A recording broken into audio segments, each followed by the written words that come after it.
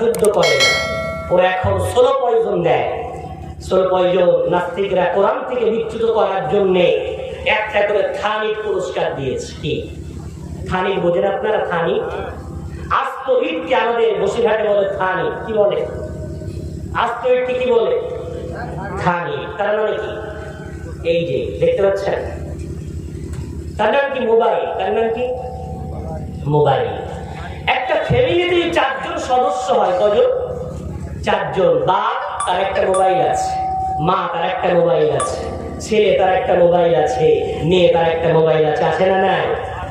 4 জন সদস্য, 4 জনের 4টি মোবাইল, সব ফিঙ্গার লক, ফেস লক।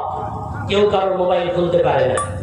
কমপক্ষে একটা মোবাইলের দাম কত? 5,000। তো কমপক্ষে বেশি বেশি 10, 20, 35, 1 লাখ আরো ঊর্ধ্বে যেতে পারে। নাস্তিকরা বললে কখনো মুসলমান কল্পনা করেনি মসজিদে গান হবে। হচ্ছে না? হচ্ছে না। কখনো মুসলমান কল্পনা করেনি মুসলমানের ঘর থেকে গানের আওয়াজ আসবে। পেরেছে না পারেনি?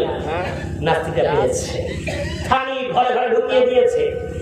এখন মুসলমান কোরআন থেকে কেমন বিচ্যুত হয়েছে? 4 জন সদস্য, 4টে মোবাইল আছে।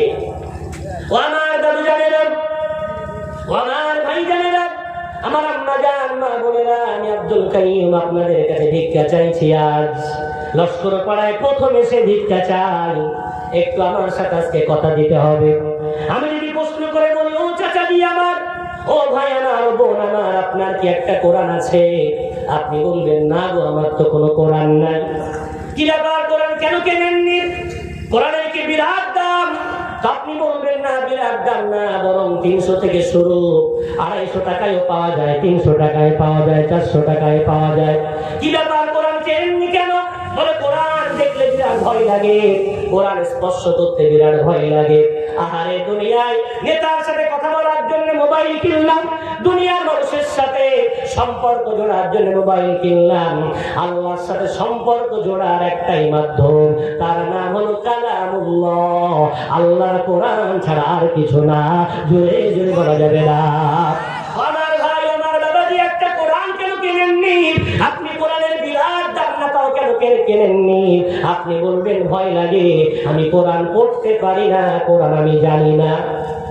কি বলেন? কোরআন পড়তে পারি না, কোরআন আমি জানি না। যদি এটা বলে, আমি তাহার উত্তরে বলবো, আপনি অবশ্যই ভুল বলছেন। আপনি কোরআন জানেন, কোরআন পড়তেও পারেন। যদি বলা যাবে না সুবহানাল্লাহ। আপনার মনে ভয় লাগছে, আমার চেয়ে আপনি বেশি জানেন। আমি বলবো, একদম এই ব্যাপারে বেশি জানেন।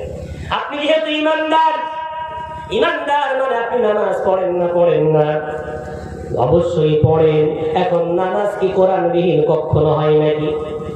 পারা নম্বর 29, পৃষ্ঠা নম্বর 16, সূরার নাম সূরা মুজাম্মিল। আল্লাহ বলেছেন, ফাকরাউ মা তায়াসসারা মিনহু। ও দুনিয়ার বান্দা-বান্দি, যতটুকু কোরআন তোমার সহজ হয়, ততটুকু কোরআন তুমি শিখে রবের নামে তুমি ইবাদত বান্দেগি করার আগে নামাজের মধ্যে সেই সূরাগুলো পড়ো। জোরে জোরে বলা যাবে না সুবহানাল্লাহ। নামাজ পড়েন মানে আপনার সূরা ফাতিহা জানা আছে। সূরা ফাতিহাটা দুনিয়ার কোন বাংলা বইয়ের সূরা নয়, দুনিয়ার কোন সাহিত্যের কিতাবের পাঠ নয়। সূরা ফাতিহা হলো উম্মুল কোরআন। রাসূল বলেছেন, কোরআনের মা। জোরে জোরে বলা যাবে না। আপনি কি সূরা ইখলাস পড়তে পারেন না? কুল হুয়াল্লাহু আহাদ, ওই সূরাটার এত দাম। রাসূল বললেন, সুলুসুম মিনাল কোরআন, কোরআনের 1/3 হলো ওই সূরা ইখলাস। কোন আমার উম্মাত যদি রাত্রে 3 বার এই সূরাটা ওযু অবস্থায় পড়ে ঘুমায়, আমলনামায় 1 খতম কোরআন পড়ার নেকি লিখে দেওয়া হবে। জোরে জোরে বলা যাবে না। তাই বাজি আমার, তাই সূরা ইখলাস আপনি জানেন, সূরা কাউসার আপনি জানেন, সূরা ফাতিহা আপনি জানেন, আয়াতুল কুরসি আপনি জানেন, সূরা ফালাক আপনি জানেন, সূরা নাস আপনি জানেন, পড়তেও পারেন। আপনি আরবি জানেন না বলতে পারেন, কিন্তু আপনি কোরআন জানেন, কোরআন পড়তেও পারেন। জোরে বলা যাবে না। তাই নিয়ত করেন আজকের এই মজলিস থেকে, আগামীকাল আপনার একটা কোরআন থাকবে, বাড়ির প্রত্যেকটা সদস্যের একটা করে কোরআন থাকবে। আর ওই কোরআনটা নিয়ে ইমাম সাহেবের কাছে গিয়ে বলবেন, হুজুর কোথায় আছে সূরা ফাতিহা একটু খুলে দেখিয়ে দেন। হুজুর দেখিয়ে দিল। কোরআন খুললেই পাওয়া যায়। ফাতিহা ইয়াফতাহু মানে খোলা। ফাতিহা ইয়াফতাহু মানে কি করা? খোলা। আর ওই সূরাটার নাম হলো ফাতিহা, অর্থাৎ খুললেই পাওয়া যায় তার নাম ফাতিহা। যদি বলা যাবে না সুবহানাল্লাহ। হুজুরকে বলেন হুজুর আমি তো আরবি জানি না, আমাকে একটু দেখিয়ে দেন। হুজুর দেখিয়ে দেবে, ডান দিক দিয়ে শুরু হয় আলহামদুলিল্লাহি রাব্বিল আলামিন আর রহমানির রহিম মালিকি ইয়াউমিদ্দিন ইয়্যাকা না'বুদু ওয়া ইয়্যাকা নাস্তাঈন। 7টি আয়াত, এক সপ্তাহ লাগুক, এক মাস লাগুক, এক বছর লাগুক, তাও সমস্যা নাই। আপনি সূরা ফাতিহা আরবি জানার দরকার নাই, এই বয়সে পারবেন হয়তো না। যদি নাও পারেন দুঃখ করার দরকার নাই, আপনি সূরা ফাতিহাটা ইমাম সাহেবের কাছে দেখে নিয়ে আঙুল বোলাতে শুরু করে দেন। এক সপ্তাহ ধরে প্র্যাকটিস করে হুজুরকে গিয়ে দেখেন, দেখেন না হুজুর এবার হচ্ছে কি। হুজুরকে দেখান সূরা ফাতিহা হয় নাকি, সূরা ইখলাস হয় নাকি, ফালাক হয় নাকি, নাস হয় নাকি। ও ভাই বাবজি, মানুষ যখন যার সঙ্গে সম্পর্ক গড়ে তার সঙ্গে মহব্বত বাড়ে। একটু জোরে বলা যাবে। মোবাইল যখন প্রথম কেনে তখন কিন্তু বুঝতে পারে না কল কোথায়, মেসেজ কোথায়, হোয়াটসঅ্যাপ কোথায়, মেসেঞ্জার কোথায়, ফেসবুক কোথায় জানে না। তো যে জানে তার কাছে গিয়ে ঘাটতে ঘাটতে এখন মোবাইলের সব অপশন বুঝে গেছে। ঠিক তদ্রূপ কোরআন কেনে, কোরআন খুলতে খুলতে প্রতিদিন পড়তে পড়তে রাতে ঘুমানোর আগে একটু কোরআন হাতে করে। আমার সমাজ কিছু করুক আর না করুক, ওই মোবাইল দেখতে দেখতে তো ঘুমাই, কোরআন হারা করিনি। নাস্তিক পেরে গেল, ঘরে ঘরে ইবলিস ঢুকে গেল, ওই মোবাইল দেখতে দেখতে ঘুম পাড়িয়ে দেয়। আহারে, কোরআনটা যদি হাতে নিয়ে ঘুমাতে পারেন কি লাভ। কিয়ামতের দিন বিশ্বনবী বললেন দুজন গ্যারান্টি সহ সুপারিশ করবে। নম্বর 1 আমি রাসূল, ধরে বলা যাবে না। নম্বর 1 আমি রাসূল। নাম্বার 2 রাসূল বললেন ইকরাউল কোরআন ফাইন্নাহু ইয়াতি শাফিআল লিআসহাবিহি। উম্মাত কোরআন পড়ো, কোরআন পড়ো। আমি রাসূল বললাম কিয়ামতের কঠিন ময়দানে ওই কোরআন তোমার জন্য শাফাআতকারী হবে। জোরে জোরে বলা যাবে না, বলেন না সুবহানাল্লাহ। কোরআন শাফাআতকারী হবে, জান্নাতের দরজায় দাঁড়িয়ে দাঁড়িয়ে কাঁদবে আর বলবে আল্লাহ আমাকে আমার যে তেলাওয়াত করতে সঙ্গে না দিলে আমি তোমার জান্নাতে যাব না। ধরে বলা যাবে সুবহানাল্লাহ। আমার দাদুর দল, আমার বাবুর দল, আমার ভাইয়ের দল আজকে নিয়ত করে ওঠে আগামীকাল একটা কোরআন কিনবেন। কারা কিন হাত তুলে তো দেখান, হাত তুলে দেখান না কারা কিনবে। নিয়ত করলেন কোরআন থাক, হাত তোলেন। আল্লাহ ক্যামেরা রেকর্ড হোক, নারে তাকবীর, নারে তাকবীর। আল্লাহ কবুল করে। একটা কোরআন কিনে নেন, মহব্বত তৈরি হোক, ভালোবাসা তৈরি হোক। কিয়ামতের কঠিন ময়দানে আল্লাহ কি বলে আমার কালাম তোমার বাড়ি ছিল, তোমার কি একটা পার্সোনাল কিতাব ছিল? আপনি বলবেন হ্যাঁ আমার একটা কোরআন ছিল, আমি পড়তাম। আপনি চলে যাওয়ার পর কোন এতিমকে দিয়ে দেওয়া হবে, মিসকিনকে দিয়ে দেওয়া হবে, কবরে শুয়ে শুয়েও তাও সওয়াব পাবেন। একটু যদি বলা যাবে না কোরআন একটা কিনে নেন। কেন কেন আল্লাহ চিনতে গেলে কোরআন লাগবে। কোরআন বিহীন আল্লাহ চেনা যাবে না, কোরআন বিহীন নবী চেনা যাবে না, কোরআন বিহীন শরিয়াত জানা যাবে না। ও ভাই রাজ্যে কোরআন যদি না থাকে কি হবে জানেন? একটু আগেই বললাম যারা 2 নম্বরই করে তারা নবীর দলের লোক না। 2 নম্বরই যারা করে তারা কার দলের লোক না? নবীর দলের লোক না, উম্মাত থেকে খারিজ হয়ে যায়। এখন আপনার এই লস্কর পাড়ার আজকে এই মাহফিলে মাদারপাড়া দক্ষিণ, মাদারপাড়ার এই গ্রামে আমি এসে কোন এক ফকির ভাই দেখলাম রাস্তায় ভিক্ষা চাইছে। তো আমি স্টেজে বসে আমি তাকে ডাকছি, ভাই দেখে এসো।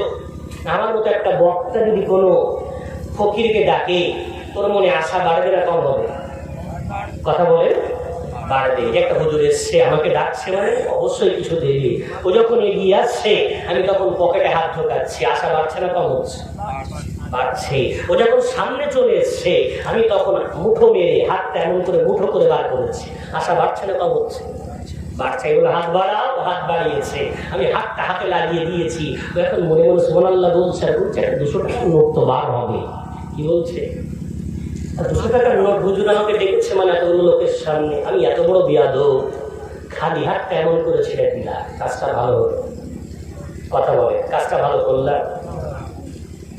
কি করলাম? গাদ্দারি করলাম।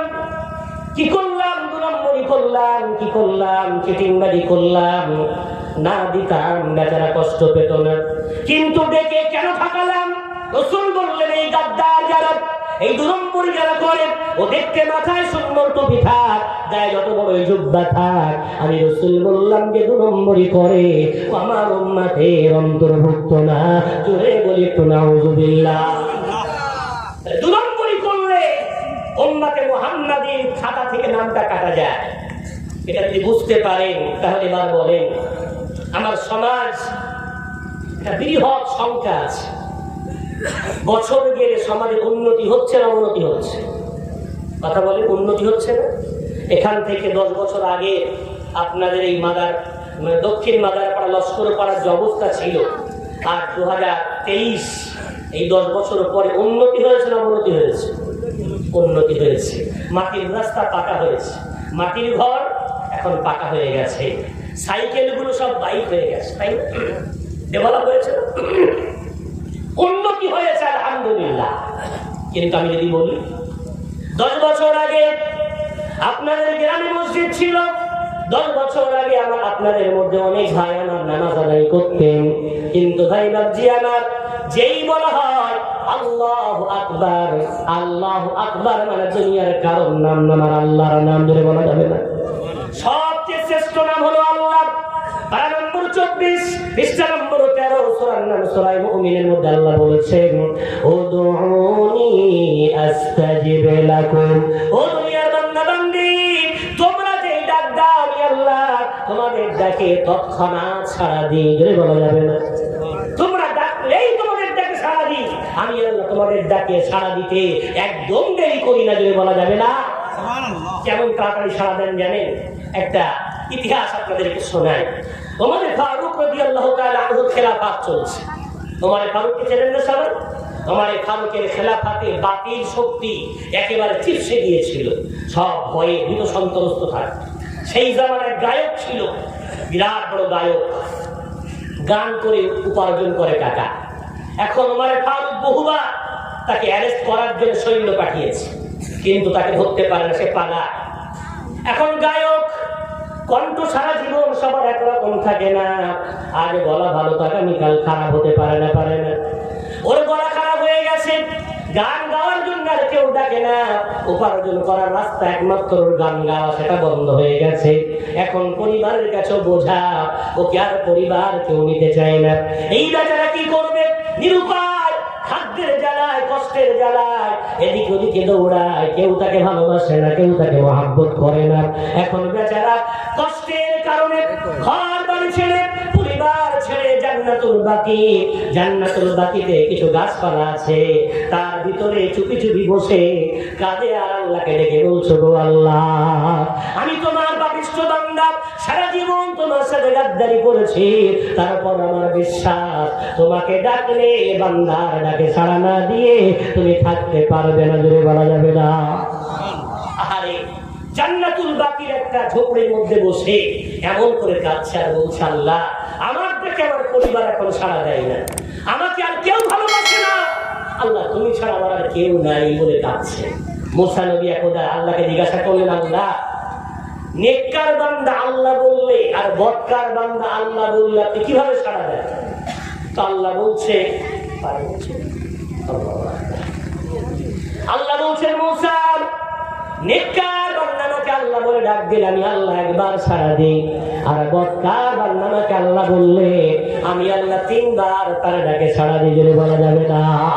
মুসা নবী বুঝে এলো না কি ব্যাপার? ওগো আল্লাহ, নেককার বান্দা ডাকলে একবার সাড়া দেন, আর বদকার বান্দা ডাকলে 3 বার কেন সাড়া দেন? আল্লাহ বলছে, নেককার বান্দা যখন আমাকে ডাক দেয় ওর মনে ভরসা থাকে ওই ইবাদত করেছে, তাই আমি আল্লাহ ওকে অবশ্যই ক্ষমা করব। ওর ইবাদতের উপরে ভরসা থাকে, ইবাদতের উপরে ভরসা করে আমাকে ডাকে, তাই ওর ডাকে একবার সাড়া দেই। আর বদকার যখন ডাকে ওর কোনো ভালো কাজ নাই, ও ডাকে আমি ছাড়া আর কেউ সাহায্য করার নাই, তাই আমাকে যখন ডাকে আমি আল্লাহ বলি, আয় বান্দা ফিরে আয়, আয় বান্দা ফিরে আয়, আয় বান্দা ফিরে আয়, আমি তোকে ক্ষমা করার জন্য তাকিয়ে আছি। জোরে জোরে বলা যাবে না? ওই পাপী বান্দাটা, গায়ক বান্দাটা এমন করে কাঁদছে, রব্বুল আলামিনের রহমত তার উপরে এমন করে বর্ষণ হচ্ছে। মুসা কি বলে, ওমর ফারুক রাদিয়াল্লাহু তাআলা আনহু মসজিদে নববীতে ঘুমাচ্ছিলেন, হঠাৎ করে আল্লাহ স্বপ্ন দেখাচ্ছে, ওরে ওমর ঘুমা, ওঠো ওঠো, তাড়াতাড়ি ওঠো। ওমর উঠে পড়েছে, কি ব্যাপার? আল্লাহ ইলহাম করছে ওমর, ওমর জান্নাতুল বাকিতে দেখো আমার এক বান্দা বড় পাপী, সারা জীবন নাফরমানি করেছে, কিন্তু বেচারা আমার কাছে ক্ষমা চেয়ে আজকে অসহায়, বড় দরিদ্র। তুমি হলো আমিরুল মুমিনিন, তুমি মদিনার গভর্নর, ওই গায়কটার জন্য সাহায্য করার জন্য তুমি নিজে এগিয়ে যাও। যদি বলা যাবে, ওমর ফারুক ঘুম থেকে উঠে দৌড়ায়, জান্নাতুল বাকির দিকে যত এগিয়ে যায়, ওই বেচারা গাছের মধ্যে চুপচাপ বসেছিল। ওমর ফারুককে দেখে বা দিয়েছে দৌড়, কেন ওমরকে দেখে শয়তান দৌড়াতো। যদি বলা যাবে, গায়ক দৌড়াচ্ছে, ওমর বলছে দাঁড়াও, ও কোনো কথা শুনে না, বিরাট জোরে দৌড়ায়। ওমর বলছে চলে যেও না, দাঁড়াও না ভাই, আমি তোমাকে কিচ্ছু বলবো না, আমি তোমাকে সাহায্য করার জন্য আসছি। যদি বলা যাবে না, গায়ক থামতে দাঁড়িয়ে গেছে, কি বললেন? আমাকে সাহায্য? কি করে আমার সাহায্যের দরকার আপনি জানতে পারলেন? ওমর তখন বলছে, বান্দা তুমি যাকে বলেছো তিনি আমাকে জানিয়ে দিয়েছেন। যদি বলা যাবে, তুমি যাকে বলেছো তিনি আমাকে জানিয়ে দিয়েছেন। বান্দা দাঁড়িয়ে দাঁড়িয়ে থরথর করে কাঁপে, ওমরের সামনে দাঁড়িয়ে ঝরঝর করে কাঁদে। ওরে ওমর, সারা জীবন নাফরমানি করলাম, আল্লাহর ডাকলাম তো স্বার্থের জন্য ডাকলাম, আজকে ডাকলাম কেন? দুনিয়ার মানুষ কেউ আমার ডাকে সাড়া দেয় না, তাই আল্লাহকে ডাকলাম। যতদিন মানুষ আমাকে ভালোবেসেছে, যতদিন মানুষ আমাকে সাহায্য করেছে, ততদিন আল্লাহকে ডাকিনি, আর আজকে নিরুপায় হয়ে ডাকলাম, তাও আমার আল্লাহ আমার ডাকে সাড়া দিল। ধরে বলা যাবে না, ওই গায়ক তাড়াতাড়ি করে সেজদায় লুটিয়ে পড়েছে, সেজদায় করে কাঁদছে আর বলছে, ও আল্লাহ, আমি গায়ক এতদিন ধরে তোমাকে কোনদিন ডাকতে শিখিনি, আজকে স্বার্থের জন্য ডাকলাম, তাও তুমি সাড়া দিলে। কপালটা মাটিতে লাগিয়ে বললাম, আজ থেকে আর স্বার্থের জন্য নয়, নিঃস্বার্থ এই বান্দা আজ থেকে তোমাকে ডাকতে থাকবে। জোরে জোরে বলা যাবে না, সেজদায় পড়ে এত কান্না কাঁদে, এত কান্না কাঁদে। ওমর বোঝাতে থাকে, মাথা তোলে না। কিছুক্ষণ পরে দেখে দেহটা পড়ে গেছে। ওমর ভালো করে লক্ষ্য করে দেখে জীবন পাখি বেরিয়ে সেজদায় পড়ে গায়কের মৃত্যু হয়ে গেছে। জোরে জোরে বলা যাবে না। আমি একটু আগে বলেছিলাম না, ইবলিস চতুর্দিক নিল, কিন্তু জমিন বাদ দিয়েছি। ইবলিস বলেনি আল্লাহ জমিনের দিক থেকে বান্দাকে ধ্বংস করব। আল্লাহ বলেছিলেন আমার বান্দা যত বড়ই পাপী হোক, ওদের সেজদায় লুটিয়ে পড়ে আমার পাপী বান্দাকে মুহূর্তের মধ্যে আমি আল্লাহ মাফ করে দেব। জোরে জোরে বলা যাবে না। ওমর ফারুক বলছে, সাথীরা কোথায়? দৌড়াও। সাথীদেরকে ডাক দিলে, ডেকে বললেন, এই গোসল দাও, কাফন পরা, আমি ওমর জানাজার নামাজ পড়বো। যদি বলা যায়, সাথীরা কেউ জানে না কি ব্যাপার, কেউ তো প্রশ্ন করেই বসে ফেললো, কেউ তো প্রশ্ন করেই দিল, ওমর এত বড় গায়কের জানাজা তুমি পড়াবে? বলে হ্যাঁ। কি ঘটেছে একটু বলো। বলে জানো না, এমন তওবা করেছে আমার আল্লাহ আমার মতো আমিরুল মুমিনিনকে তার খেদমত করার আদেশ দিয়েছে। জোরে জোরে বলা যাবে না।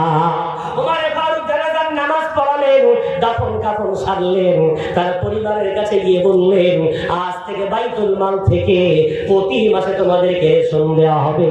জোরে জোরে বলা যাবে না। রব্বুল আলামিনকে ডাকলে রব সাড়া দেয় না? দেয় না? কথা বলে না, দেয় না? দেয় না? দেয়। পাপী হলেও দেয়, নেককার হলেও দেয়। তাহলে বান্দা যখন বলে আল্লাহু আকবার, তাকে ডাকলো, যদি বলা যাবে না, তাকে ডাকলো আল্লাহ। রব্বুল আলামিন তাকিয়ে থাকে বান্দার দিকে। এখন বান্দা 2013 থেকে নামাজ পড়ে, বান্দি 2013 থেকে নামাজ পড়ে, হাতটা বেঁধে, হাতটা বাঁধার পরে আল্লাহকে বোঝাতে চায়, আল্লাহ হাতের মধ্যে বাদাত আছে, হাতের মধ্যে আপনার প্রশংসা আছে। যদি বলা যাবে না।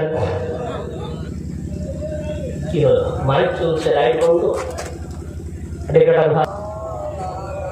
وعلى آل سيدنا مولانا محمد মুহাম্মদ সাল্লাল্লাহু আলাইহি ওয়াসাল্লাম।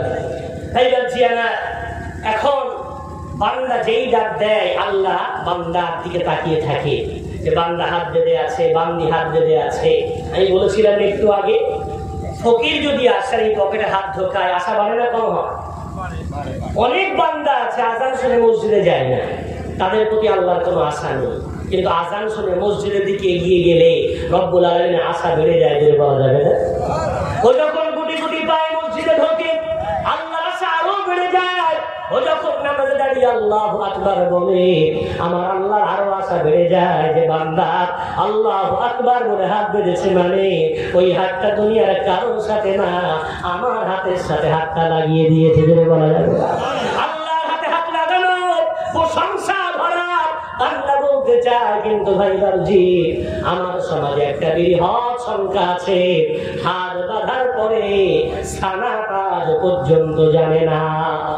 সুবহানাকাল্লাহুম্মা ওয়া বিহামদিকা ওয়া তাবারাকা ইসমুকা ওয়া তাআলা জাদ্দুকা ওয়া লা ইলাহা গায়রুক, এই সানাটা আজ পর্যন্ত মুখস্থ করিনি। তার মানে কি বোঝাতে চাইলো? ও হাত বাঁধার পরে আল্লাহকে বলল আল্লাহ প্রশংসা দিলাম, কিন্তু হাতের মধ্যে প্রশংসা নাই। বিকেলের নামাজ এক্ষুনি পড়ে এলো, এশার নামাজ পড়ে এলো, তৃতীয় রাকাতে আল্লাহু আকবার বলে হাত বাঁধলো, ওই হাতটা বেঁধে বোঝাতে চাইলো এই হাতের মধ্যে দোয়াই কুনুত আছে। কত বৃহৎ একদল মানুষ আছেন, আমার বাবু আছেন, চাচা আছেন, দাদু আছেন, আজ পর্যন্ত দোয়াই কুনুতটা মুখস্থ হয়নি। বৈঠকে বসে লম্বা লম্বা আঙুলগুলো ক্রিং ক্রিং করে তুলে ভাব দেখাতে চায়, ও মনে হয় আত্তাহিয়াত পড়ে মুখস্থ। আমার সমাজে কত বাবু আছেন আজ পর্যন্ত আত্তাহিয়াতটা জানেন না, আজ পর্যন্ত দরুদ রহিমটা জানে না, আজ পর্যন্ত দোয়াই মাসুরাটা জানে না।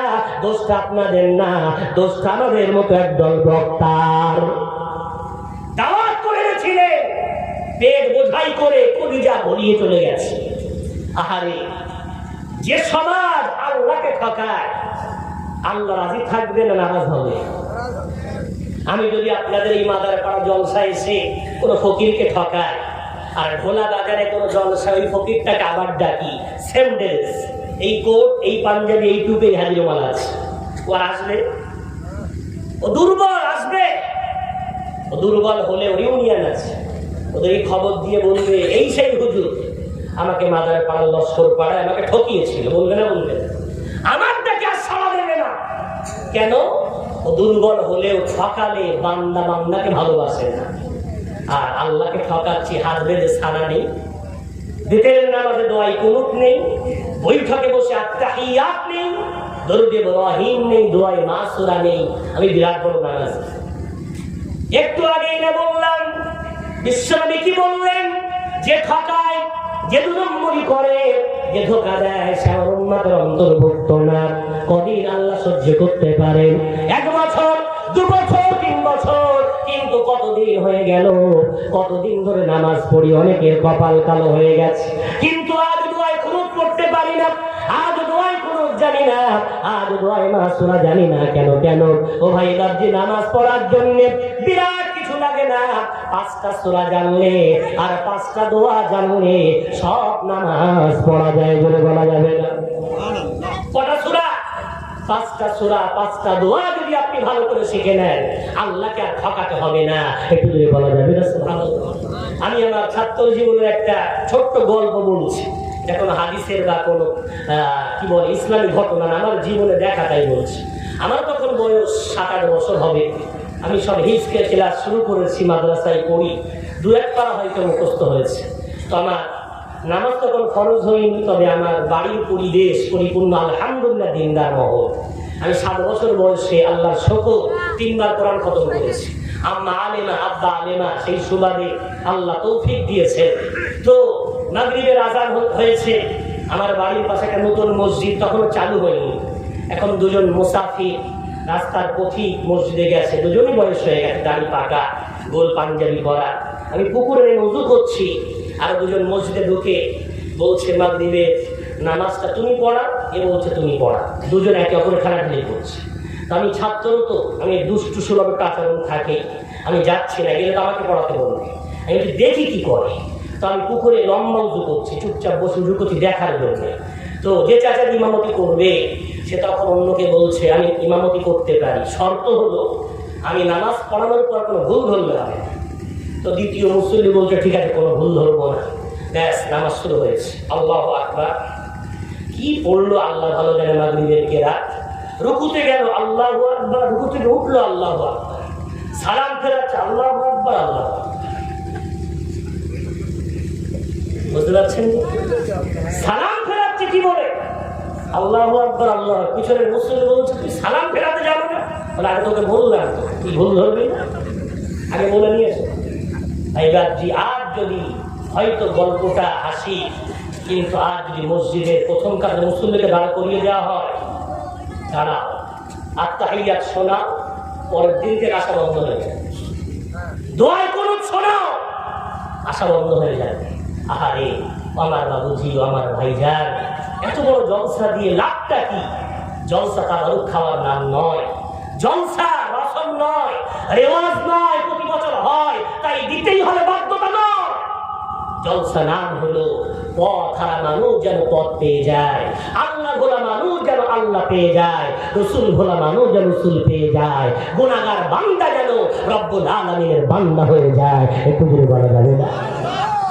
এইবার জি আমার, আমি যখন এখান থেকে 4-5 বছর আগে এই জলসাটা আমার বাড়ির গ্রামের মসজিদে করলাম, আমার একদল দাদুদের চোখে পানি দেখেছি, আমার চাচাদের চোখে পানি দেখেছি। জলসা থেকে যেই নেমেছি হাত জড়িয়ে ধরে কাঁদে আর বলে, হাফেজ সাহেব, মুফতি সাহেব, সত্যি তুমি যা বললে জীবনে অনেক ঠকিয়েছি, আমি আজও সানা জানি না, সত্যি আজ দোয়ায় না সূরা জানি না, দোয়ায় কুনুত জানি না, কি করে পড়েন? বলে সুবহানাল্লাহ দিয়ে বলি, কেউ বলছে দরুদ শরীফ পড়ি, কেউ বলছে আল্লাহু আকবার পড়ি। আমার চোখে পানি চলে এলো। আমি ভাবলাম কিয়ামতের কঠিন ময়দানে ওনাদেরকে জিজ্ঞাসা করা, আমাকে জিজ্ঞাসা করা হবে, তাই আমি তাদেরকে বললাম আশ্বস্ত হন, এই বয়সে তারা আরবি শিখতে পারবেন না, তবে একটা রাস্তা আছে সহজ ভাবে শেখা যায়, সেটা হলো মসজিদে যদি আবার ছোট্ট বয়সের স্কুল, ছোট্ট বয়সে আমরা যখন স্কুলে যেতাম সব পাতারে দাঁড়িয়ে যেত আর সবাই মিলে বলতো একে চন্দর, দুয়ে পক্ষ, তিনে নেত্তর, চারি বেদ, এভাবে কাতারে দাঁড়িয়ে সবাই লাইন দিয়ে পড়তো। শুনে শুনে মুখস্থ হতো না? হতো না? মুখস্থ হতো না? হতো না? আমি বললাম দেখে, নিরাশ হওয়ার জায়গা নেই, আল্লাহ রহমত থেকে নিরাশ হতে নিষেধ করেছেন, যদি বলা যাবে না সুবহানাল্লাহ।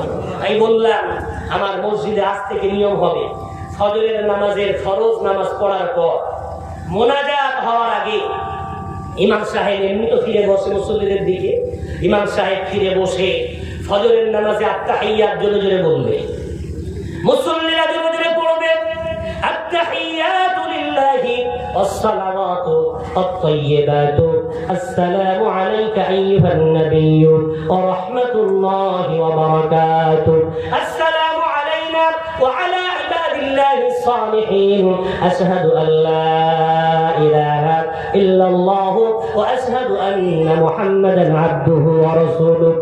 ইমাম সাহেব মুসল্লিদের দিকে ফিরে ফজরের নামাজ আত্তাহিয়াত শেখাবে, যোহরের নামাজে দরুদ ইব্রাহিম শেখাবে, আসরের নামাজে দোয়ায়ে মাসুরা শেখাবে, মাগরিবের নামাজে সানা শেখাবে, এশার নামাজে দোয়ায়ে কুনুত শেখাবে। 5টা দোয়া 5টা নামাজে সেটিং করে দিলাম। আমি নামাজ পড়লে আমি বলি ইমাম সাহেব নামাজ, ইমাম সাহেব বলেন আলহামদুলিল্লাহ।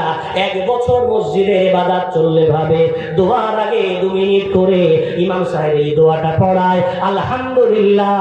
আমার গ্রামে আপনাদের মতো একদল দাদু, আমার গ্রামে আপনাদের মতো একদল চাচা যান আজ তারা আত্তাহিয়াত মুখস্থ করে ফেলেছে, জোরে জোরে বলা যাবে না? জোরে বলা যাবে না সুবহানাল্লাহ?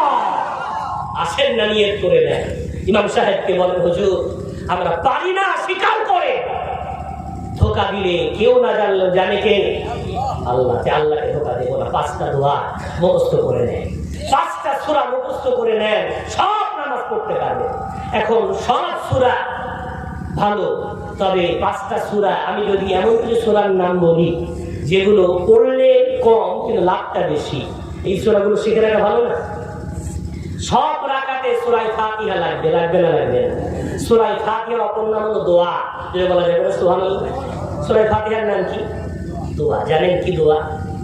আমি যে কথা বলছি, আমি যে সুবহানাল্লাহ বলতে বলছি, আমি যে আপনাদেরকে সাই দিতে বলছি, আমার কথায় সাই দিচ্ছেন তাই কথা বলতে পারছি।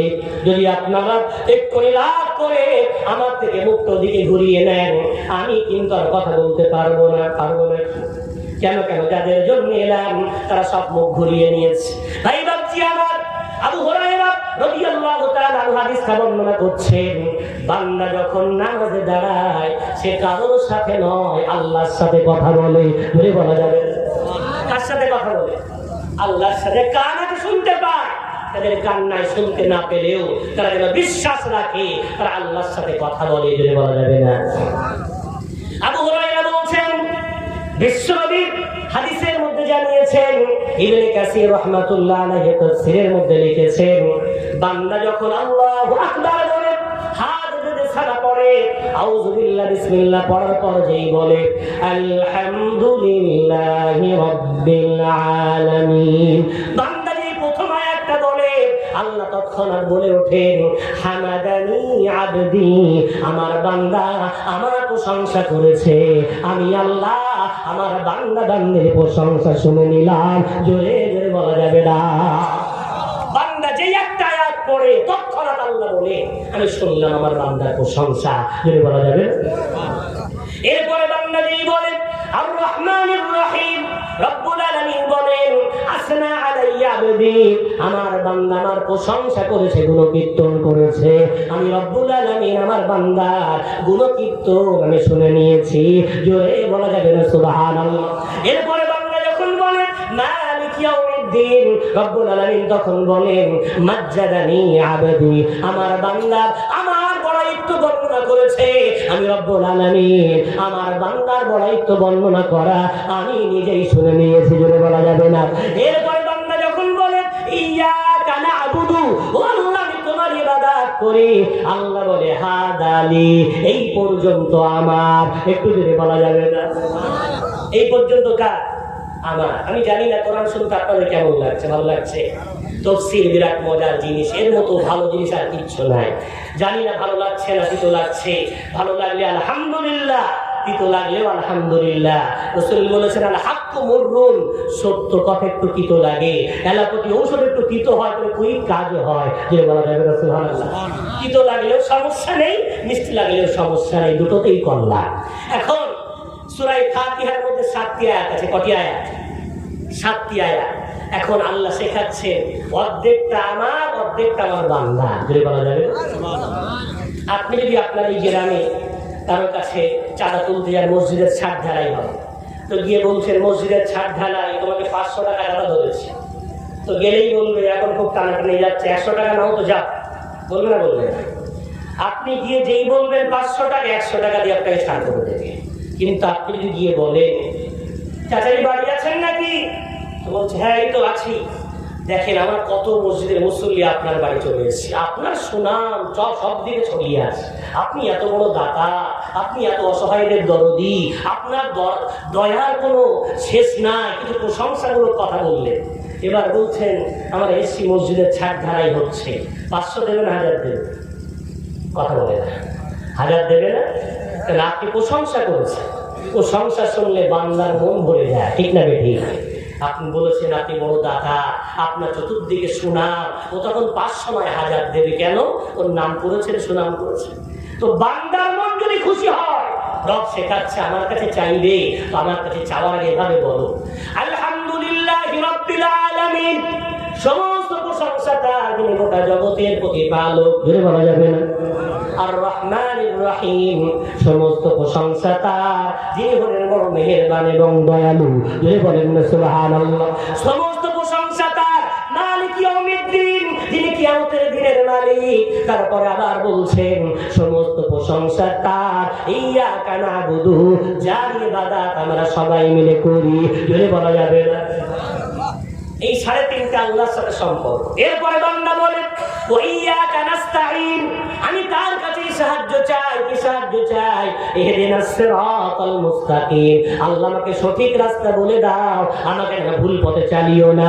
সিরাতাল লাযিনা আনআমতা আলাইহিম, আল্লাহ তাদের রাস্তায় চালাও যাদের উপরে তুমি নিয়ামত দিয়েছো, গায়রিল মাগদুবি আলাইহিম ওয়ালাদ-দাল্লিন, তাদের রাস্তায় নয় যাদের উপরে তুমি গজব দিয়েছো, যারা পথভ্রষ্ট হয়েছে তাদের রাস্তায় চালিও না। আল্লাহ বলেন হাযালি ওয়ালি আবদি মা সাল, আমার বান্দা যা চাইলো আমি আমার বান্দার জন্য ওই চাওয়াগুলো দিয়ে দিলাম, বলে বলা যাবে না। তাই রাসূল বলেছেন সূরা ফাতিহা পড়ার পর তোমরা বলবে আমিন আমিন আমিন, অর্থাৎ আল্লাহ কবুল করো আমার মনের বাসনা, কবুল করো আমার মনের দোয়া। জোরে জোরে বলা যাবে না আল্লাহুম্মা আমিন। তাই বলা হয় আমিন। কেন বলা হয়? এটা হলো দোয়া। জোরে বলা যাবে না সুবহানাল্লাহ। তাই সূরা ফাতিহাটা সুন্দর করে একটু মুখস্থ করে নেন। এরপরে সূরা ইখলাস বললাম, সুলুসুল মিনাল কোরআন, একবার পড়লে 10 পারা পড়ার সওয়াব, দুবার পড়লে 20 পারা পড়ার সওয়াব, তিনবার পড়লে 30 পারা পড়ার সওয়াব। তাই সূরা ইখলাসটা শিখে নেন। নাম্বার 3 সূরা ফালাক, কুল আউযু বিরাব্বিল ফালাক। নাম্বার 4 কুল আউযু বিরাব্বিন নাস। নম্বর 5 আয়াতুল কুরসি। এই 5টা দোয়া এবং সূরা যদি আপনি শিখে নেন, আপনি সব নামাজ পড়তে পারবেন। যদি বলা যায় কেন নামাজ করা কাজ বেশি বেশি 4 রাকাত, 5 রাকাত তো নামাজ হয়, কয় রাকাত হয়?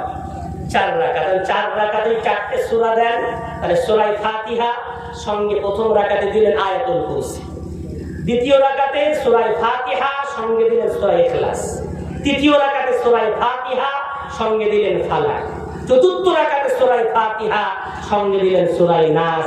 আপনি 4 রাকাত নামাজ একাকি পড়তে শিখে গেছেন। একটু করে বলা যাবে না? এবার লাভটা কি আছে? সূরা ফাতিহা দোয়া, সূরা ফাতিহা শিফা। যদি বলা যাবে না সূরা ফাতিহা শিফা।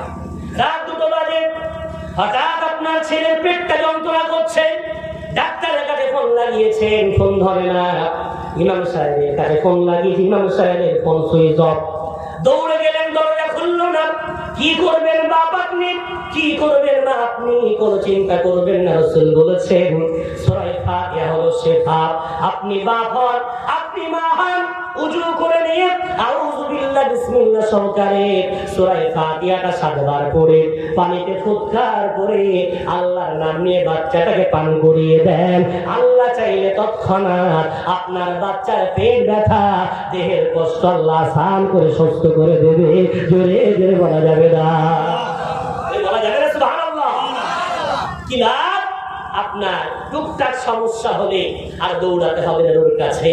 কেন? আপনার মধ্যে যে মহাব্বত বাচ্চার উপরে আছে। অন্যরা হয়তো বাড়িতে ফোনের পয়সার লোভে, অন্যরা তাবিজ লিখবে পয়সার লালসায়। আপনি বাপ তো পয়সা নয়, বাচ্চার মহাব্বতে ফুৎকারটা দেবেন। যদি আপনি দিনদার হন, আপনার ফুৎকারে কুকুই কাজ করবে। এটা দিয়ে বলা যাবে না সুবহানাল্লাহ? নাম্বার 2 আপনি আয়াতুল কুরসি যদি জানেন, বিশ্বনবী হাবিবুল্লাহ জনাবে মুহাম্মদুর রাসূলুল্লাহ সাল্লাল্লাহু আলাইহি ওয়াসাল্লাম হাদিসের মধ্যে বলেছেন, একদা আবু হুরায়রা রাদিয়াল্লাহু তাআলা আনহুকে আমার রাসূল বললেন, আবু হুরায়রা আমি রাসূল তোমাকে দায়িত্ব দিলাম, ওরে আবু হুরায়রা এই বাইতুল মালের খাজানা তোমাকে চৌকে দিতে হবে। আবু হুরায়রা অথবা আলী কাররামাল্লাহু ওয়াজহু দুজনের মধ্যে কোন একজন হতে পারে। বাইতুল মালের খাজানা চৌকি দেওয়ার দায়িত্ব। আমাদের যেমন স্টক কোন গুদাম ঘর থাকে, তখন তো ক্যামেরা ছিল না, তো রাসূল সাহাবাকে মোতায়েন করলেন। তো হঠাৎ দেখতে পাচ্ছে রাতের গভীর অন্ধকারে গুদামের মধ্যে কোন এক বেটা ঢুকে মাল চুরি করছে। রাসূলের সাহাবা তাকে ধরেছে, মজবুত করে ধরেছে। ধরার পরে সে এমন কান্না শুরু করলো, ওরে আল্লাহ রাসূলের সাহাবাকে ছেড়ে দাও। কি ব্যাপার? ছেড়ে দাও, তুমি জানো না আমার বড় সংসারে অভাব, বাচ্চাগুলো খেতে পায় না, তাই চুরি করে তোমার নিয়ে যাচ্ছি, আমাকে ছেড়ে দেওয়ার কোনোদিন আসবো না। সাহাবার মনে দয়া হলো, তাকে ছেড়ে দিলেন। ফজরের নামাজের পর রাসূল বলছেন, সাহাবা দাঁড়াও। সাহাবা দাঁড়িয়ে গেছেন, বলে গতকাল রাত্রে তোমার বন্ধু তোমাকে কি বললো? সাহাবা একেবারে চোখ দাঁড়িয়ে গেছে। আমার বন্ধু মানে? তুমি বড় দয়া করে চোরকে ছেড়ে দিলে। ইয়া রাসূলুল্লাহ আপনি জানেন? ওদের জানি মানে? আল্লাহ আমাকে জানিয়ে দিয়েছেন। যদি বলা যাবে জানি মানে আল্লাহ আমাকে জানিয়ে দিয়েছেন। কি বললো তোমার বন্ধু? বলো। সাহাবা বলছেন, ইয়া রাসূলুল্লাহ ও বিরাট কান্না করছিল আর বলছিল বড় অভাবী, তাই দয়া করে ছেড়ে দিয়েছি, কথা দিয়েছে আজকের পরে আর আসবে না। রাসূল বললেন প্রস্তুত থেকো বেটা, আজকেও আসবে। এটা বলা যাবে না? বিশ্ব নবীকে আল্লাহ গাইবি কিছু ক্ষমতা দিয়ে রেখেছিলেন, অর্থাৎ জানিয়ে দিতে অগ্রিম কিছু কথা। রাসূল বললেন আজকেও আসবেন। রাসূলের সাহাবা রাসূলের কথার উপরে এত বিশ্বাস, আজকে রাত্রে আরো মজবুত হয়ে দাঁড়িয়ে আছে। আজকে ঢুকলেই বেটাকে মজবুত করে বাঁধবো। বেটা দ্বিতীয় দিন আজও এসেছে। আজকের কান্না কালকের চেয়ে আরো বেশি করুন। এত মায়ালু কান্না কাঁদতে পারে। আজকে রাসূলের সাহাবারা আবার দয়া হয়ে গেছে, ছেড়ে দিয়েছে। সকালবেলা রাসূল আবার বললেন বন্ধু কি বলে গেল? সাহাবা আবার চোখ ভরা পানি, আর রাসূলুল্লাহ কথা দিয়েছে আর আসবে না। রাসূল বললেন আজকেও আসবে। আজকে তৃতীয় দিন, সাহাবা বলছে আজকে বাঁধবো। দড়ি নিয়ে দাঁড়িয়ে আছে। রাসূলের কথা মানে আজকে দেরি হলো এসেছে, যে এসছে কোনো কথা না, তাড়াতাড়ি করে একটা বাঁশের গায়ে জড়িয়েছে, দড়িওকে বেঁধেছে মজবুত করে, বেঁধে গিয়ে দিয়েছে। তো তুই বললি আসবি না, তারপরে আসলি, প্রতিদিন তোর জন্য আমাকে রাসূলের সামনে বেইজ্জতি হতে হয়। তুই কে? আমার পরিচয় দেব তোমাকে, তবে আমাকে ছেড়ে দেবে, কথা দাও।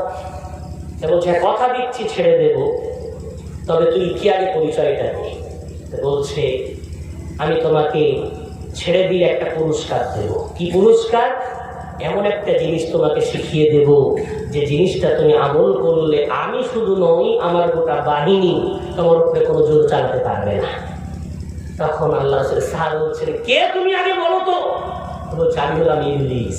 আমি কে? বুখারী শরীফের হাদিস। আমি হলাম ইবলিস। শুনে নাও, আমাকে যদি ছেড়ে দাও পুরস্কার তোমাকে দেব।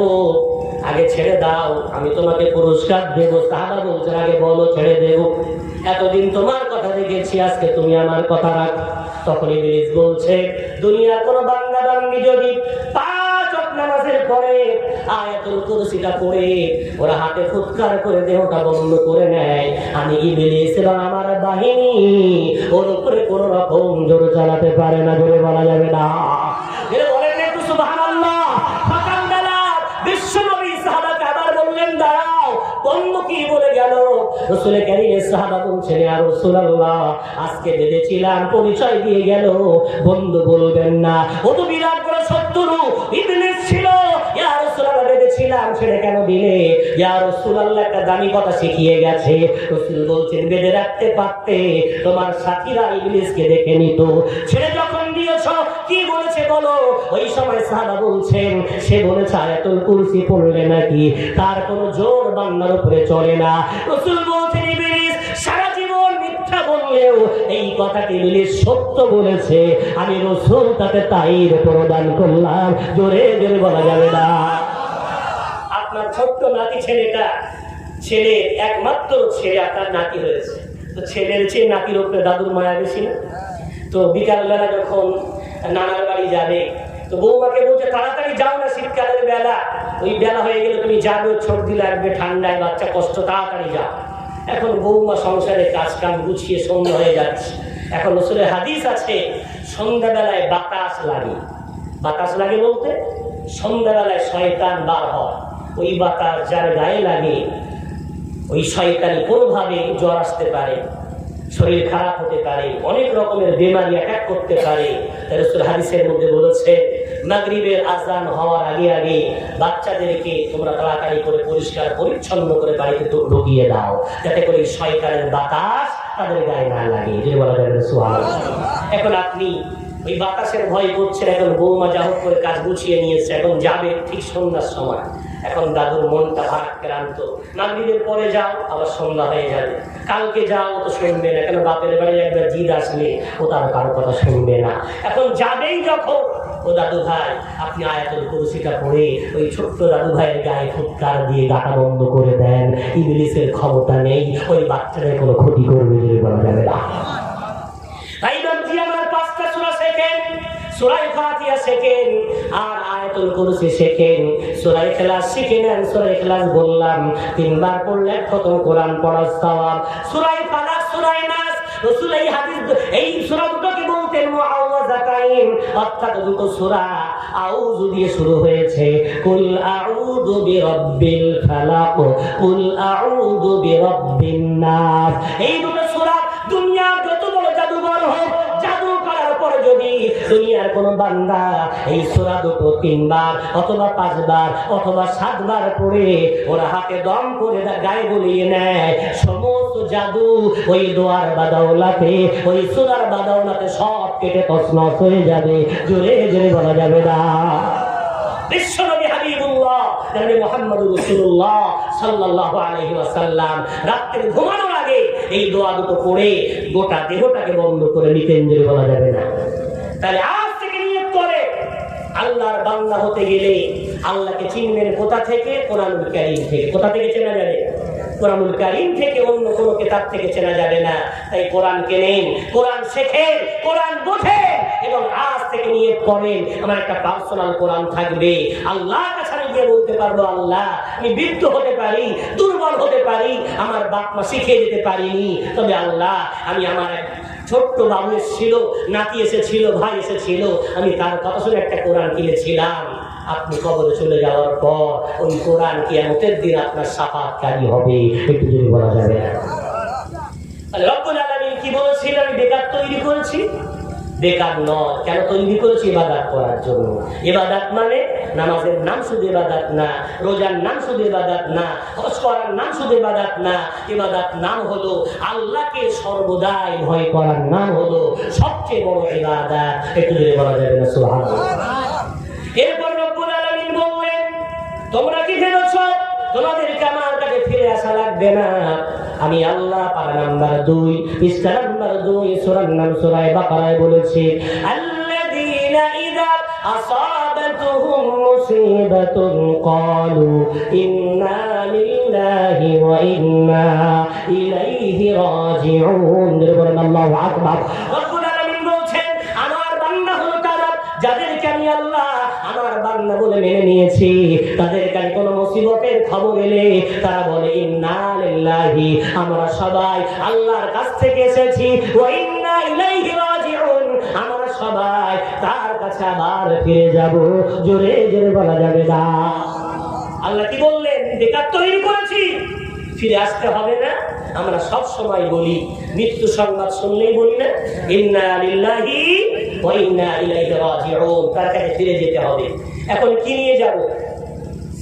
যাওয়ার জন্য কিছু দরকার আছে না? নাই? হ্যাঁ, এই তো কাছে মুখস্থ হয়ে গেছে। যাক আলহামদুলিল্লাহ, বড় তানিক নিয়ে যাব। জি, কি নিয়ে যাব? চলে বিশ্বনবী হাবিবুল্লাহ জনাবে মুহাম্মদুর রাসূলুল্লাহ সাল্লাল্লাহু আলাইহি ওয়াসাল্লাম একদা রাস্তায় দাঁড়িয়ে আছেন সাহাবাদেরকে নিয়ে। পাশ দিয়ে একটা লাশ যাচ্ছে, লাশ। বিশ্বনবী লাশটা দেখে বললেন, মুস্তারিহুন আও মুস্তারাহুম মিনহু। রাসূল বললেন, জীবনের মতো বেঁচে গেছে অথবা ওর থেকে অন্যরা বেঁচে গেছে। কি বললেন? হয় ও বেঁচে গেছে অথবা ওর থেকে অন্যরা বেঁচে গেছে। সাহাবাদের বুঝে এলো না, বুখারী শরীফের হাদিস। সাহাবাদের বুঝে এলো না, ইয়া রাসূলুল্লাহ তার মানেটা কি?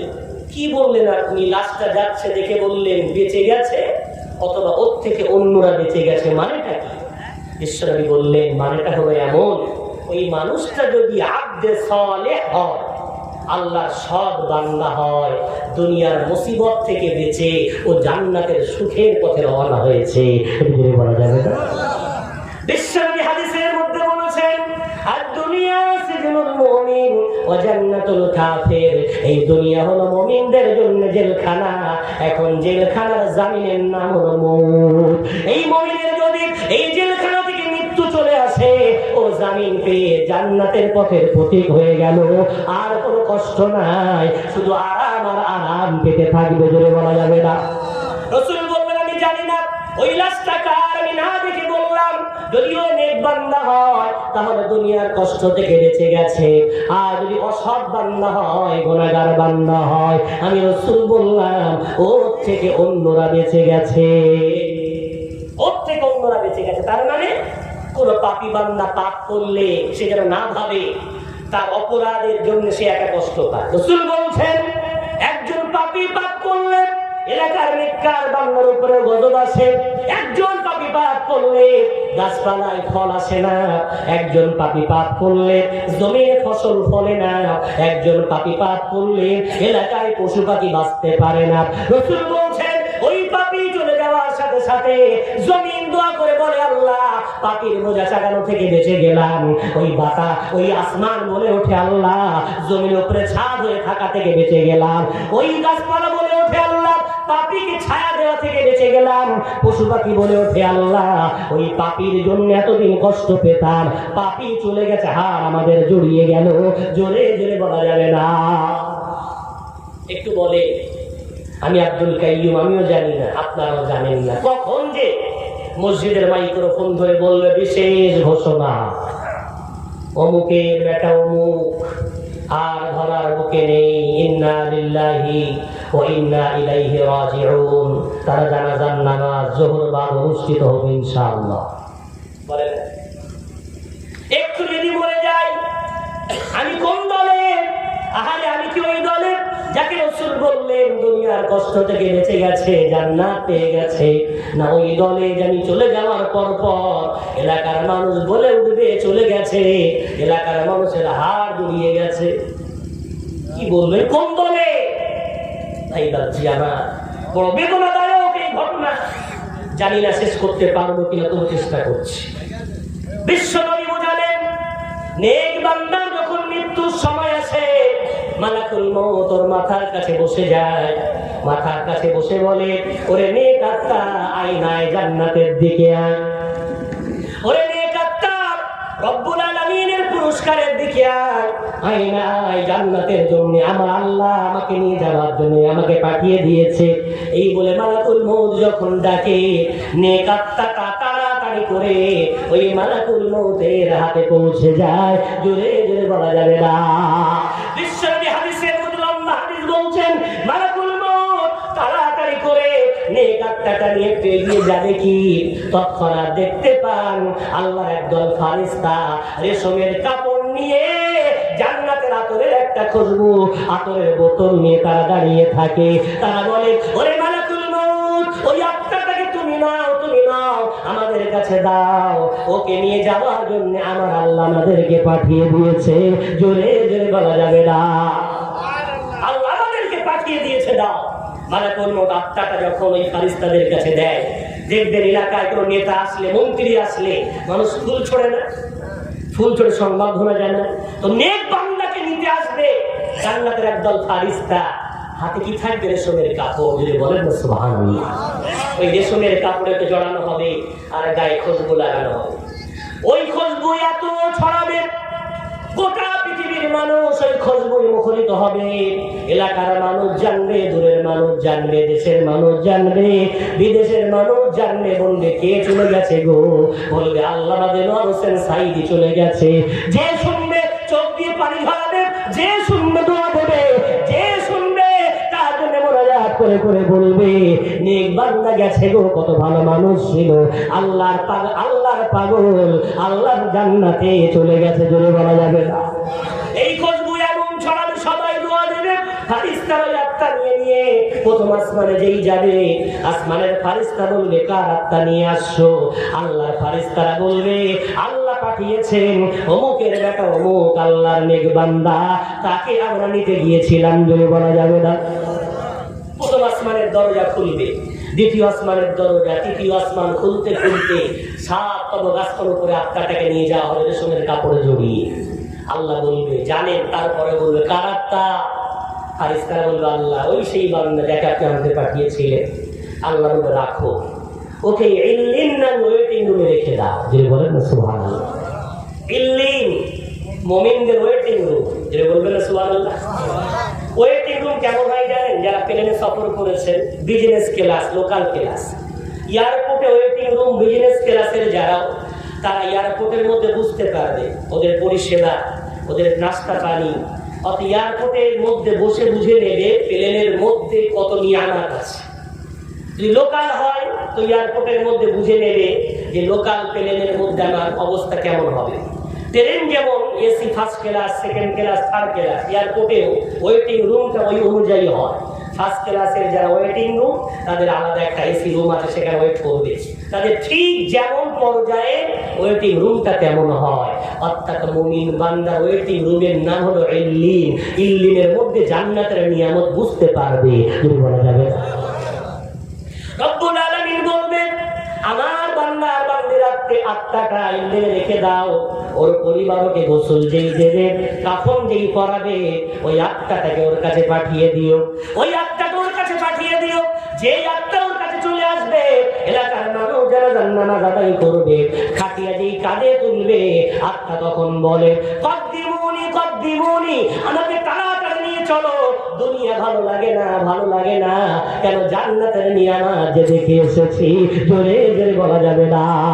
বিশ্বনবী বলছেন, ওই আত্মাটাকে এবার গ্রামবাসী আত্মীয় স্বজন যখন কবর রেখে দেয়, মন কারা নাকির এসে বলে, মান রব্বুক ওয়া মা দীনুক ওয়া মান নাবিয়ুক। বান্দার জবান দিয়ে বার হয়, আল্লাহু রাব্বি ওয়াল ইসলামু দীনি ওয়া মুহাম্মাদুন নবী ওয়া রাসূলি সাল্লাল্লাহু আলাইহি ওয়াসাল্লাম। যে বলেন একটু সুবহানাল্লাহ।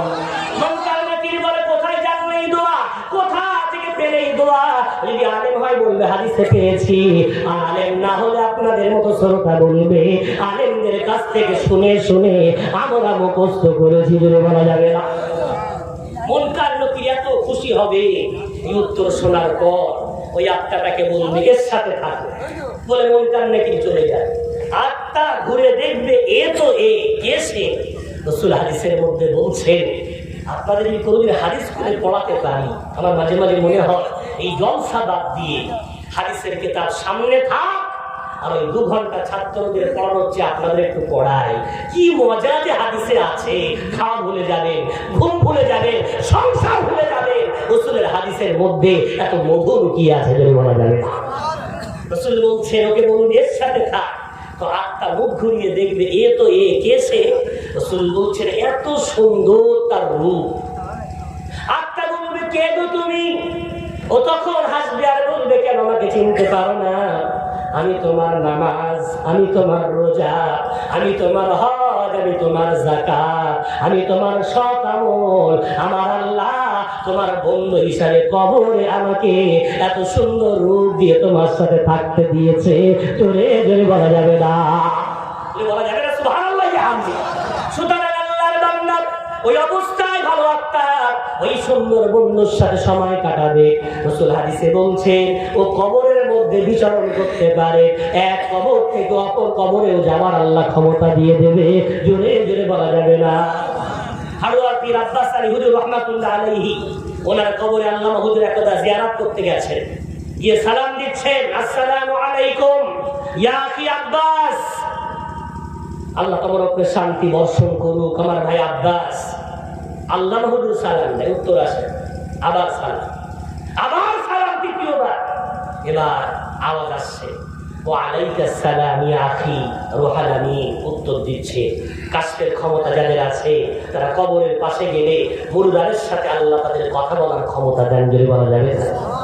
বর্তমান যুগের একদল নাস্তিক বেরিয়েছে, ওরা বলে পীর মানা যাবে না, অলি মানা যাবে না, তো সব ভাওতাবাজি। আরে মোবাইলকে বিশ্বাস করো, এখান থেকে লাইভ হচ্ছে, সৌদিতে দেখতে পাচ্ছে। তাহলে সামান্য যদি ইঞ্জিনিয়ার একটা মেমোরি কার্ড আর একটা সিম লাগিয়ে এক দেশের খবর আর এক দেশে জানাতে পারে, রব্বুল আলামিন এই পাঁচটাকে দুর্বল, রব্বুল আলামিন তার এই পাঁচটাকে এক হৃদয়ে খবর আর এক হৃদয়ে আমার আল্লাহ জানাতে পারে না, পারে না। আমার নাস্তিক একদল সমাজের যুবক, তাদের মাথাগুলো এমন করে ধ্বংসন করা হচ্ছে, ধ্বংসে ধ্বংসে বলা হচ্ছে, এসব ফালতু কথা। আরে লাইভ যদি বিশ্বাস করো, কাজকে বিশ্বাস করে নাও। রাসূল কারীমের জামানায় অনেক অদৃশ্য খবর রাসূল বলেছেন, সাহাবারাও বলেছেন, যদি বলা যাবে। এখন নেক আত্মা কবরে বিচারণ করেন, ইল্লিনে যায়, কবরে বেড়ায়, এক কবর থেকে আর এক কবরে যায়। ইল্লিনে যাওয়ার পরে একদল পুরনো আত্মার সাথে দেখা হয়। ওরা বলে, কি গো নতুন আত্মা, আমার চাচার খবরটা একটু বলো না, আমার চাচিমার খবরটা বলো না, আমার ভাইয়ের খবরটা একটু বলো না। ওই নতুন আত্মা বলে, কি ব্যাপার, ওরা তো আমার আগে চলে এসেছে, তোমাদের সাথে কি দেখা হয়নি? যেই বলে পুরাতন আত্মাগুলো কেঁদে ওঠে, ওরা বলে, কই না, তোমাদের সাথে দেখা হয়নি। দেখা হয়নি মানে কি ব্যাপার? আমি এলাম, আমার সাথে দেখা হলো, ওদের সাথে দেখা হয়নি কেন? তখন পুরাতন আত্মাগুলো বলে তার মানেও ধরা পড়ে গেছে। তার মানে কি হয়েছে? ধরা পড়ে গেছে। কোথায় ধরা পড়ে?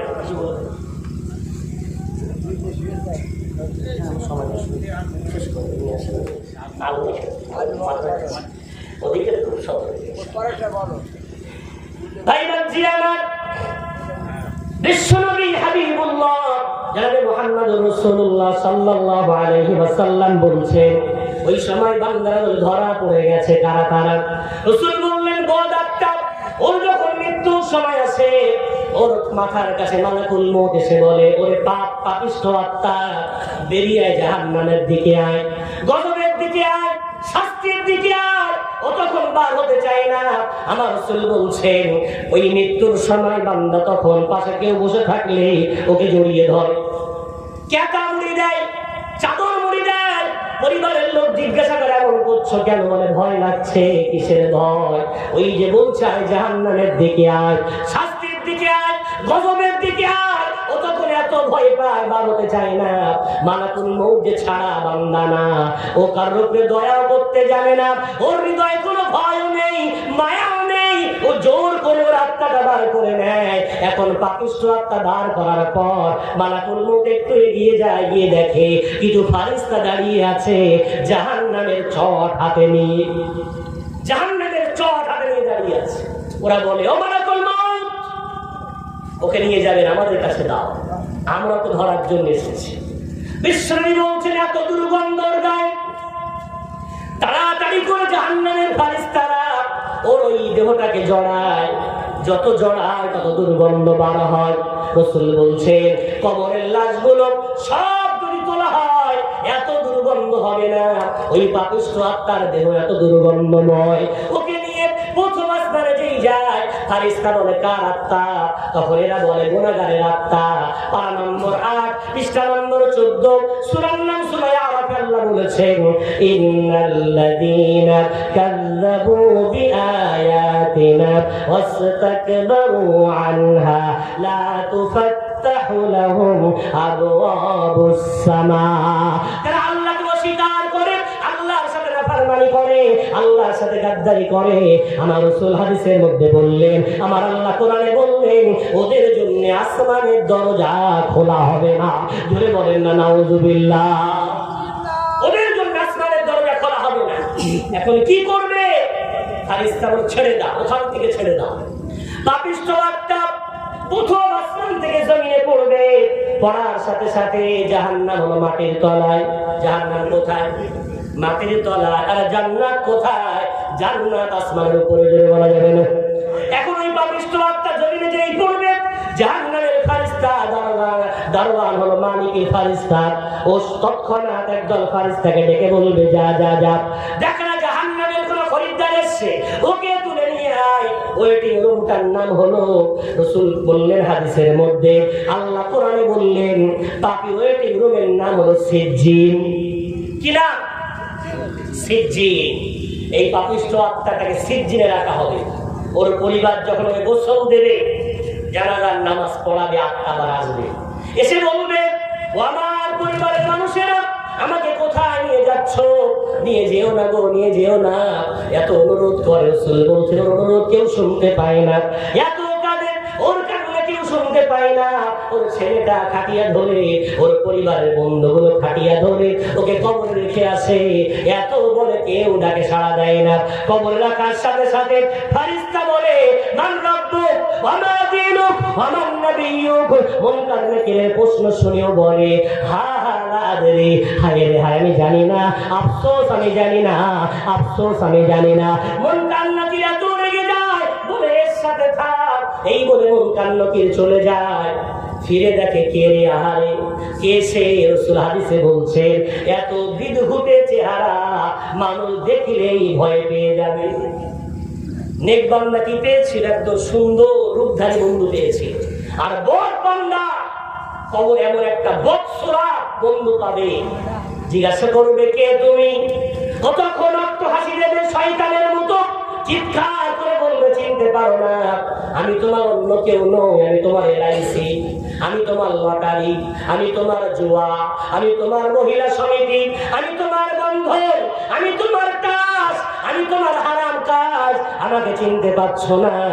আমাকে আল্লাহ হুকুম দিয়েছে এই বদসুরত হয়ে কবরে তোমার সাথে বন্ধু হয়ে থাকতে। জোরে বলি একটু নাউজুবিল্লাহ। এই বদসুরত বন্ধু কবরে থাকবে।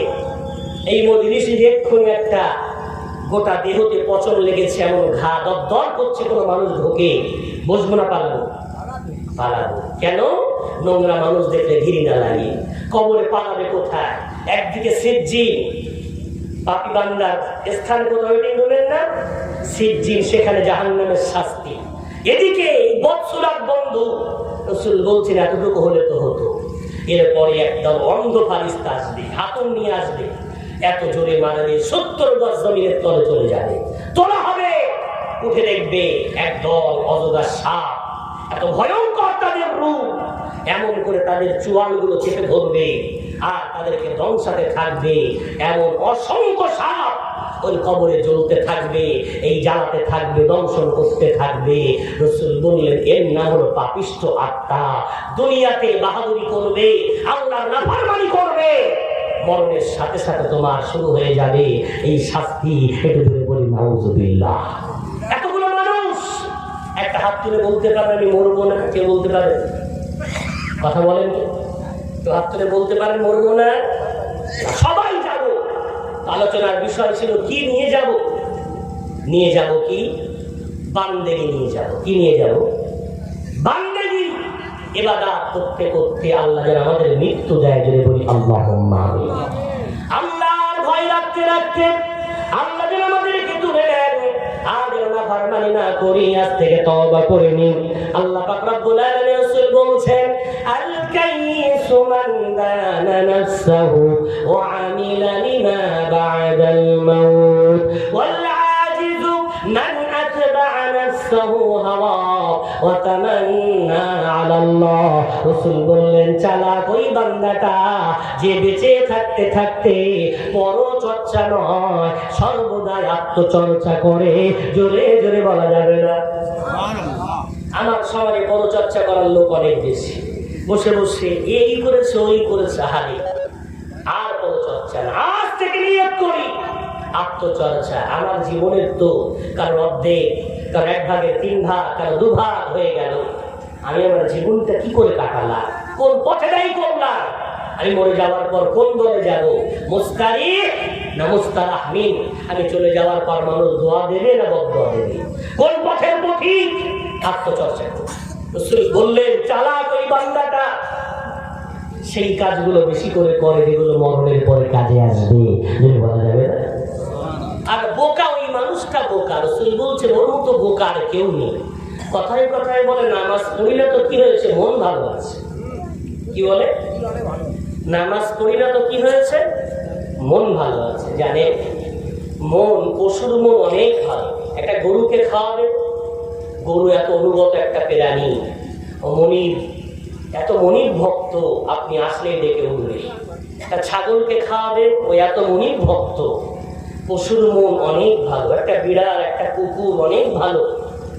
যদি বলেন নামাজ পড়িলে মন ভালো আছে, এর মতো হতভাগা আর কেউ নেই পৃথিবীতে। আমার আল্লাহ কাউকে হাত বেঁধে ইবাদত করার তৌফিক দেয়নি, দিয়েছেন একমাত্র আদম সন্তানকে। একটু যদি বলা যাবে না? দুনিয়ার কোন মখলুককে আমার আল্লাহ রুকুতে গিয়ে রুকু করার তৌফিক দেয়নি, দিয়েছেন শুধুমাত্র একমাত্র মানবকে। দুনিয়ার কোন মখলুককে আমার আল্লাহ কপাল এবং নাক লাগিয়ে সিজদা করার তৌফিক দেয়নি, দিয়েছেন তো একমাত্র মানবকে। যদি বলা যাবে না?